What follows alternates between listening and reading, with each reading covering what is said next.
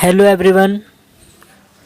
तो जैसा कि मैंने आपको पहले ही बता दिया कि जो हमारी इंडियन इकोनॉमी थी, जो भारतीय अर्थव्यवस्था, वो हमने स्टार्ट कर दी है। तो आज उसी बुक का एक और चैप्टर है जो कि है मानव पूंजी निर्माण।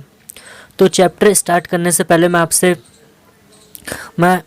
आप सभी लोगों से छोटी सी बात करना चाहता हूँ कि मैं उम्मीद करता हूँ कि आप सभी लोग अपने घर पे स्वस्थ होंगे और सुरक्षित होंगे। जैसा कि हमें पता है कि इंडिया पूरी तरह से लॉकडाउन हो चुका है और जिस कारण से क्या हुआ कि सारी चीज़ें बंद हो चुकी हैं और यहाँ तक कि जो भी हमारी स्टडी, तो इसलिए मैं चाहता हूँ कि जो हमारी पढ़ाई है उसमें क्या हो, वो इसमें निरंतरता हमेशा बनी रहे। तो वो हम ऑनलाइन के माध्यम से क्लासेस के करेंगे। तो मानव पूंजी निर्माण ये हमारा चैप्टर है। पहला जो क्वेश्चन है, मानव पूंजी निर्माण के मुख्य स्रोतों को समझाइए। तो ये देखो, क्वेश्चन स्टार्ट करने से पहले मैं आपको पहले इसकी डेफिनेशन बताता हूँ होता क्या है। तो यहाँ पर मानव पूंजी निर्माण, हमें यहाँ पर दो चीज़ें समझनी है। पहला आपका मानव पूंजी का मतलब क्या होता है और फिर दूसरा मानव पूंजी निर्माण। तो मानव पूंजी का मतलब देखो, हम इकोनॉमिक्स पढ़ रहे हैं और हमें पता है कि इकोनॉमिक्स एक बाकी जो सब्जेक्ट होता है उसके कंपेयर में काफ़ी अलग होता है और उसकी जो अपनी एक लैंग्वेज होती है। तो हमें यह समझना कि मानव पूंजी का मतलब क्या होता है। तो कुछ लोगों का ऐसा मानना होता है कि मानव पूंजी का मतलब कि जो व्यक्ति के पास परिसंपत्ति हो गई, ज़मीन जायदाद होगी वो, लेकिन हमारा यहाँ पर इसका कतई नहीं ये मतलब है। तो हमें जो समझना है मानव पूंजी का मतलब क्या होता है कि एक व्यक्ति के अंदर जितना भी ज्ञान, उसके अंदर जितना भी कौशल और उसके अंदर जितनी भी निपुणता होती है वो क्या कहलाती है, मानव पूंजी। सिंपल सा है कि जो अगर आप ही लोग देखा जाए, हमें नॉलेज होगी, हमारे अंदर कौशल होगा, स्किल होगा, हम किसी चीज़ में निपुण होंगे, तो ये हमारा मानव पूंजी कहलाता है। तो आप सिंपल इसकी डेफिनेशन बता सकते हो कि व्यक्ति के पास ज्ञान, कौशल और निपुणता के भंडार को मानव पूंजी कहते हैं। अब दूसरा आता है मानव पूंजी निर्माण क्या होता है। तो मानव पूंजी निर्माण का मतलब कि एक समय के दौरान जब मानव पूंजी में वृद्धि होती है तो वो क्या कहलाती है, आपकी मानव पूंजी निर्माण। अब देखो, जैसे कि अगर मैं बात करूँ आपसे कि अगर आप ट्वेल्थ क्लास में तो अब आपकी जो जानकारी होगी, जो आपकी नॉलेज हो रही है, जो छठी क्लास में, पाँचवीं क्लास में, उस बच्चे में ज़मीन आसमान में फ़र्क होगा। क्योंकि आप जैसे जैसे बढ़ते जा रहे हो तो आपकी जो नॉलेज हो रहा है, आपका जो ज्ञान हो गया, कौशल हो, लगातार बढ़ रहा है। तो मानव पूंजी निर्माण का मतलब क्या होता है कि एक समय के दौरान व्यक्ति के ज्ञान, कौशल और निपुणता के भंडार में होने वाली वृद्धि को हम क्या मानव पूंजी निर्माण कहते हैं।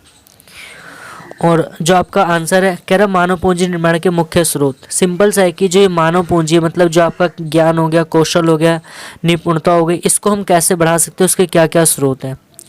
तो उसके बेसिकली मानव पूंजी निर्माण के मुख्य स्रोत निम्नलिखित हैं। तो पहला जो स्रोत है, शिक्षा पर व्यय। शिक्षा मतलब अगर हम अपनी एजुकेशन पर खर्चा करेंगे तो उससे हमें क्या, हमारी जानकारी बढ़ेगी, हमें ज़्यादा से ज़्यादा चीज़ों के बारे में नॉलेज होगा, हमारी स्किल बढ़ेगी और हम किसी भी काम में एकदम निपुण हो सकते हैं। तो पहला जो पॉइंट आपका शिक्षा पर व्यय। मानव पूंजी निर्माण करने के लिए मनुष्य को शिक्षा पर अधिक से अधिक निवेश करना चाहिए। सिंपल से देखो, अगर अपने अंदर ज्ञान बढ़ाना चाहते हो, नॉलेज बढ़ाना चाहते हो, हर एक चीज़ के बारे में जानेंगे, तो आपको शिक्षा पर ज़्यादा से ज़्यादा क्या निवेश करना चाहिए, जिससे मानव पूंजी के कौशल, निपुणता तथा ज्ञान में वृद्धि होती है। सिंपल से अगर आप पैसे ज़्यादा से ज़्यादा हाई एजुकेशन लोगे तो उससे आपका क्या होगा, ज्ञान बढ़ेगा, आपका कौशल है और जो आपकी एफिशिएंसी और निपुणता वो भी बढ़ेगी। अतः यह मानव पूंजी निर्माण का एक मुख्य स्रोत है। और ये जो क्वेश्चन बेसिकली आपका एग्जाम में 4 नंबर का आता है, तो आप इसको बिल्कुल बढ़िया से तैयार कर लेना। दूसरा जो पॉइंट है, स्वास्थ्य पर व्यय। स्वास्थ्य पर देखो, ये भी पहले वाले पॉइंट से जुड़ा हुआ है कि जब अगर हम स्वस्थ होंगे, कि हमारी बॉडी बिल्कुल अच्छी होगी, तभी हम जाके कुछ कर पाएंगे। अगर अदरवाइज़ हमारा शरीर ही पूरे एकदम लूज है या फिर हम पूरी तरह से स्वस्थ नहीं है तो हम क्या काम भी नहीं कर पाएंगे। तो यहाँ पर बता रखा कि एक पुरानी कहावत है कि स्वस्थ शरीर में स्वस्थ बुद्धि रहती है। यहाँ थोड़ा सा यहाँ पर मिस्टेक हो गया, आप इसको ठीक कर लेना। स्वास्थ्य पर किया गया व्यय एक व्यक्ति को अधिक कार्यकुशल तथा अधिक उत्पादनकारी बनाता है। उस व्यक्ति का अधिक से अधिक योगदान होता है। एक बीमार व्यक्ति की तुलना में एक स्वस्थ व्यक्ति राष्ट्र के घरेलू आय में वृद्धि करता है। सिंपल से कि अगर स्वस्थ व्यक्ति, अगर कोई व्यक्ति बिल्कुल हेल्दी होगा तो क्या होगा कि उसकी जो कार्य करने की जो क्षमता, उसके कार्य करने की जो पावर है वो बढ़ेगी, और बढ़ने से वो क्या करेगा, ज़्यादा से ज़्यादा प्रोडक्शन करेगा। और हमें ये पता है कि जो उस व्यक्ति, जो अगर स्वस्थ व्यक्ति है वो क्या करता है, ज़्यादा से ज़्यादा अपना योगदान देगा। तो अगर इसकी तुलना में हम बात करें, एक बीमार व्यक्ति है वो क्या है, ना तो पूरी तरह से स्वस्थ है, और उसकी तुलना में एक स्वस्थ व्यक्ति क्या करता है, जो हमारा सकल घरेलू उत्पाद उसमें ज़्यादा से ज़्यादा उसका योगदान होगा। आपका थर्ड पॉइंट है नौकरी के साथ प्रशिक्षण। इसे हम इंग्लिश में कहते हैं ऑन द जॉब ट्रेनिंग। ये बहुत ही अच्छा पॉइंट है। हाँ, ये प्रशिक्षण का मतलब सिंपल सा होता है ट्रेनिंग। तो नौकरी के साथ प्रशिक्षण ये भी क्या होता है कि हमारे मानव पूंजी निर्माण को बढ़ाता है। नौकरी के साथ प्रशिक्षण मानव पूंजी को अधिक कार्यकुशल बनाता है तथा उनके उत्पादन क्षमता और कौशल में ज्ञान के भंडार में वृद्धि करता है। अतः प्रशिक्षण कार्यक्रम पर किया गया व्यय मानव पूंजी निर्माण का एक अन्य स्रोत है या फिर अन्य निर्धारक तत्व है। सिंपल सा नौकरी के साथ अगर आपको मैं इसका जस्ट एग्जाम्पल बताऊँ, जैसे कि हमने प्लम्बर को देखा है, ठीक है। तो प्लम्बर क्या होता है कि अगर कोई उसके साथ काम करता है तो प्लम्बर क्या होता है कि वो जो व्यक्ति काम करना चाहता है उसको अपने साथ लाता है और उसे कहता है कि आप यहाँ खड़े हो, देखो मैं ये चीज़ें करूँगा। तो वो क्या कहलाती है, उसकी ऑन द जॉब, मतलब वो जो काम कर रहा है प्लम्बर, उसके जॉब के दौरान क्या हो रही है कि जो व्यक्ति है जो काम सीखना चाहता है उसकी वहाँ पर क्या हो रही है, प्रशिक्षण, मतलब उससे वहाँ पर उसकी ट्रेनिंग हो रही है, मतलब जॉब करने के दौरान ही उसकी क्या ट्रेनिंग हो रही है। तो अगर ऐसा हम करेंगे तो हमारा जो मानव, अब उसका जब वो देख रहा है, वो चीज़ें सीख रहा है, तो इससे क्या होगा, उसका ज्ञान बढ़ेगा, उसके कौशल बढ़ेगा। और आपका नेक्स्ट पॉइंट है सूचना पर व्यय। सूचना पर व्यय का मतलब क्या होता है कि देखो, इन्फॉर्मेशन पर हम अगर खर्चा करेंगे तो भी हमारे अंदर हमारे जो जानकारी होगी, कौशल होगा, ज्ञान होगा, और जो हमारी निपुणता, ये चीज़ें क्या होंगी, बढ़ेंगी।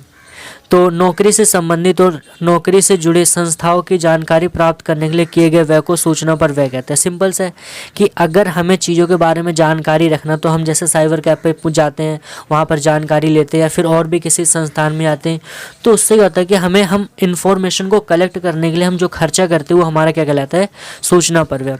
क्योंकि इससे मनुष्य के ज्ञान और कौशल में वृद्धि, और जब हम खर्चा करते हैं हमें उस चीज़ के बारे में पता चल जाता है कि हमें अच्छा इतने ये चीज़ें होने वाली, ऐसा होगा, तो उससे हमारा क्या ज्ञान और जो कौशल होता है वो बढ़ जाता है। और आपका नेक्स्ट पॉइंट है स्थानांतरण। स्थानांतरण सिंपल सा है कि स्थानांतरण का मतलब होता है कि देखो, अगर आप एक जगह से दूसरी जगह जाओगे तो वहाँ पर भी आपको खर्चा करना पड़ता है, और खर्चा करने से होता है क्या कि आपको जानकारी होती है। स्थानांतरण मानव पूंजी निर्माण में योगदान देता है, क्योंकि इस पर दो प्रकार से व्यय किया जाता है। एक स्थान से दूसरे स्थान पर जाने के लिए, जैसे कि अगर मान लेते हैं हम किसी दूसरे स्टेट से बिलोंग करते हैं और हम किसी अदर स्टेट में जाते हैं पढ़ाई करने के लिए, तो होगा क्या कि जिस स्टेट में जाएंगे वहाँ पर हमें उसकी जानकारी मिलेगी। तो ये हमारा क्या खर्चा है, ये हमारा एक तरह से व्यय है। व्यय कौन सा, स्थानांतरण। दूसरा होता है सामाजिक, दूसरा विभिन्न सामाजिक वातावरण में जीवन निर्वाह की लागत। अब अगर देखो, जहाँ पर हम जा रहे हैं, एक स्टेट को छोड़कर हम दूसरे स्टेट में जा रहे हैं, तो उस स्टेट में जहाँ पर रहेंगे तो वहाँ पर क्या होगा कि वहाँ पे जो सोसाइटी होगी, तो सोसाइटी के अंदर जब रहेंगे तो जो हम खाने पीने की चीज़ें करेंगे तो उस पर खर्चा करना पड़ेगा। तो वहाँ की चीज़ें पता हमें चलेंगे कि आखिर में चीज़ें कैसी है, क्या मतलब उस जिस एरिया में जाएंगे, जिस सोसाइटी में हम रहेंगे, हमें सोसाइटी की पूरी डिटेल मिलेगी। वहाँ के जो लोग होंगे, उनका जो रहन सहन, खान पीन होगा, वो सारी चीज़ें हमें पता चलेंगी।